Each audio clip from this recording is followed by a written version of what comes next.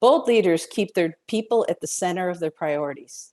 Despite disruptions, Superintendent Ryan Nelson and his leadership team continued to put people first by living their values and building a culture around service. Their commitment to hardwiring, gratitude, and rounding across the system made a huge difference as it spread, particularly at a time when people needed to know they were making a difference and needed to feel valued. Listen to Superintendent Nelson share how Augusta School District continues to make people valued. I'm Ryan Nelson. I am the superintendent of the Augusta Area School District located in Augusta, Wisconsin. Today I am introducing to you Mr. Reed Pekka, our middle school high school principal, and he will speak to the impact that rounding has had on our middle school and high school organization. Rounding is one of the things that I look forward to the most. It's one of my favorite things to do in my job, just because it allows me to meet with every staff member, but then also to get an insight into what's happening in their world. And we have a little bit of some personal conversations, just check-ins and how it's going, but also we have very good professional conversations about how we can move our building forward. It's an intentional way of me to be able to connect with every single staff member on a relatively regular basis. I do as much as I can, and I'm out and about, or I'm popping into classrooms for observations, but to actually be able to take about a 15 to 30 minute chunk of time and really be focused and listen to a staff member just one-on-one, I think first of all is just a really nice structure to have in place to ensure that I am meeting with every staff member on a relatively regular basis. The second thing is that it gives me a really good pulse about what's going on in the building. One of the key elements to our work in our organization is aligning our rounding to our why. There are 4 questions that we initially started with embedding in our rounding with our staff members. Each one of our supervisors rounds with the individuals that are direct reports to them. So we started 3 years ago by asking people these 4 questions. We wanted to know what was working well for them. We wanted to know what ideas did they have for improvement for our organization. Thirdly, we wanted to eliminate barriers that they had or that they might encounter in doing their job. So we asked them if they had the resources they needed to do their job. And then finally, at that point, the last question that we had asked or would ask was, is there anyone that has been especially helpful to you lately? Which is a really key ingredient for us in terms of hardwiring our gratitude to our rounding process. This year, we have decided to add a 5th question, which connects the work that they are doing on a regular basis to our district's vision, which is something that has been a point of emphasis for us as we start the new school year. To start that though, I want to share a story that really illustrates how the actions of even one individual within our organization can drive who we are as an organization and what we're about as an organization. What you see right now is a story of a support staff member holding the hand of a young elementary student on his very first day of school. This story includes this young man who, during his first day of school, as you can tell by the picture, was very trepidatious about coming to school. Izzy, our bus driver and also a paraprofessional within the school, recognized this and ended up just grabbing the little boy's hand as he got on the bus and found his seat. And mom happened to capture this picture at exactly the right time. The importance of rounding and embedding gratitude within that piece really is a difference for establishing the right type of culture that we want for our staff and for our students. This is just a little depiction of why gratitude matters, particularly in the age of a global pandemic, and how it is important that the people around us feel valued and have a voice in their daily lives here at work. This particular email exchange was shared with me from a staff member who had been going through a number of things, both personally and professionally. And we had a couple of conversations about his compensation and such as we were transitioning into the new year, which is something we do at the end of each school year. This text within this email explains to you as the audience why gratitude really comes through in the most critical of times. He started by saying, "Hi, Ryan, no need to respond. I'm sure your inbox is plenty full as is. I just wanted to again let you know how much I appreciate the thought that goes into the way you treat your staff. The money, of course, is great, but the consideration that went into it and to feel valued is much more important to me. This last year for me has been and continues to be difficult and taxing beyond anything I could have ever imagined. I honestly don't know if I could have made it through the entire year working somewhere else. To go to work every day and enjoy my environment and to feel value, support, and security from the admin team has helped me this year far more than you'll ever know.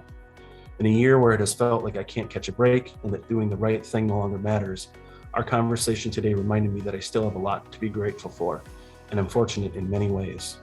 Whether the money ends up exactly that or not truly doesn't matter to me. What the thought and intent represents, I find much more valuable. Being considered and treated as such makes me want to work harder and be a better employee for our district. Thank you." One of the things that rounding has allowed us to do is foster our personal relationships with our staff members.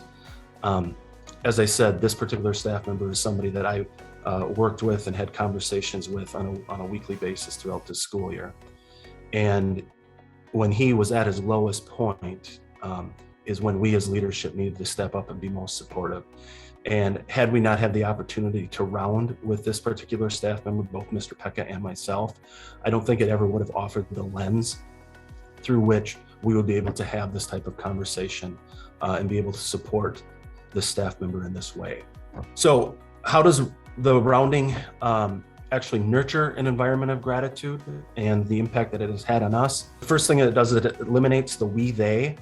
It very much creates a naturally embedded teamwork approach, a very collaborative approach in which everybody in the organization has voice and choice in what is happening, and therefore creates a work environment where people are naturally much more vested.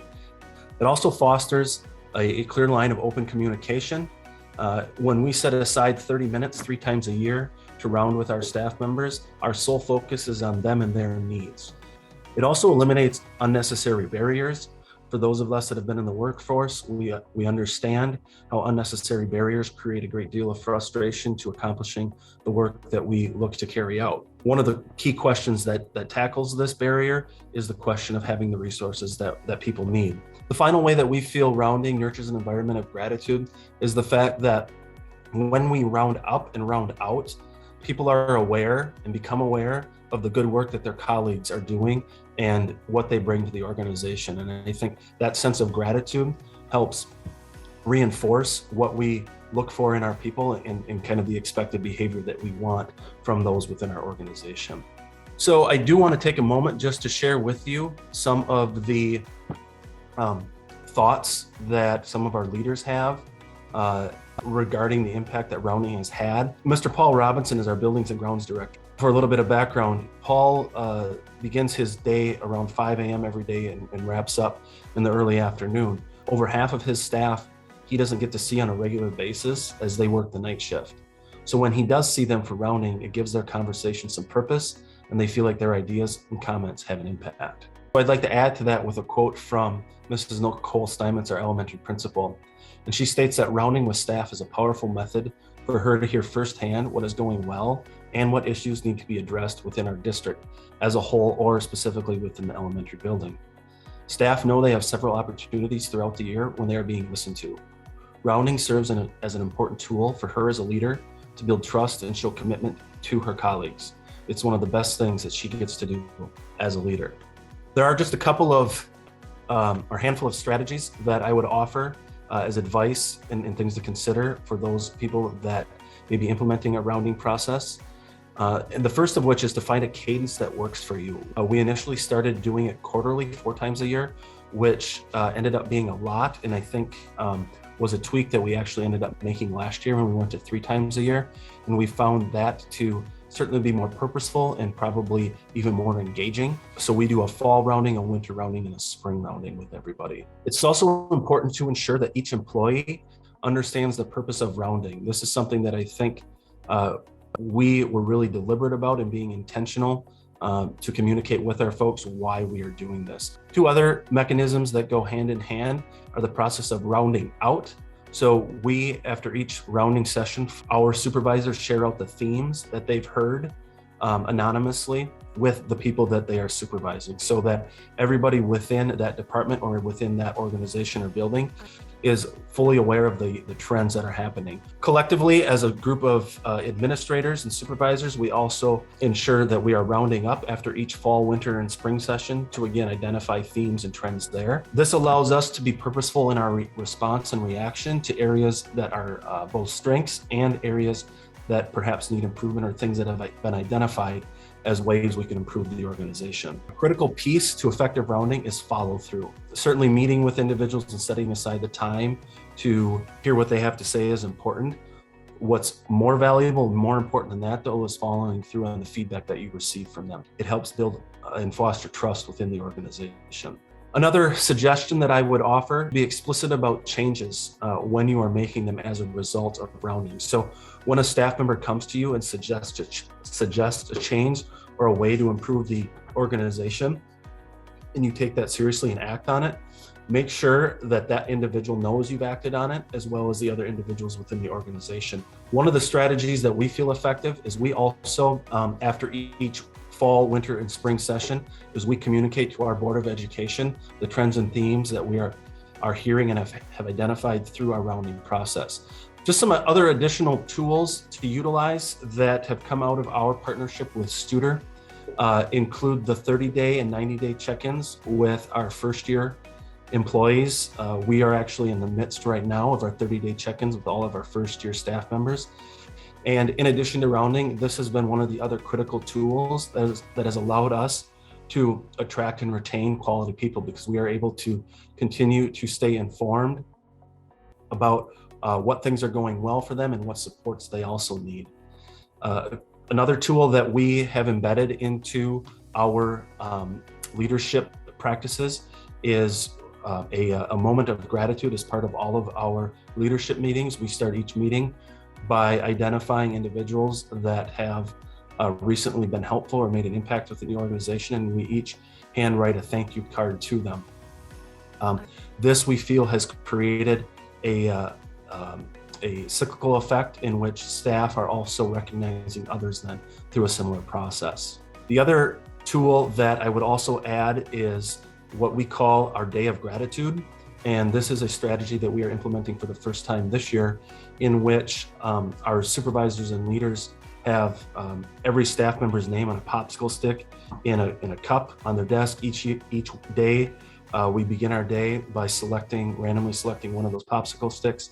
And that individual that is selected then is the individual that we are going to be intentional about demonstrating our gratitude for something that individual has done or continues to offer the organization. This is the first year we have embedded that practice into our daily workings, and thus far we are seeing very positive results from that. If you're at all interested in reaching out or connecting with our organization or any of the leaders within it, contact information along with their names are listed here, and we are certainly more than happy to connect with anyone and speak about some of the things that we are doing to hopefully propel our organization forward and to continually get better at getting better.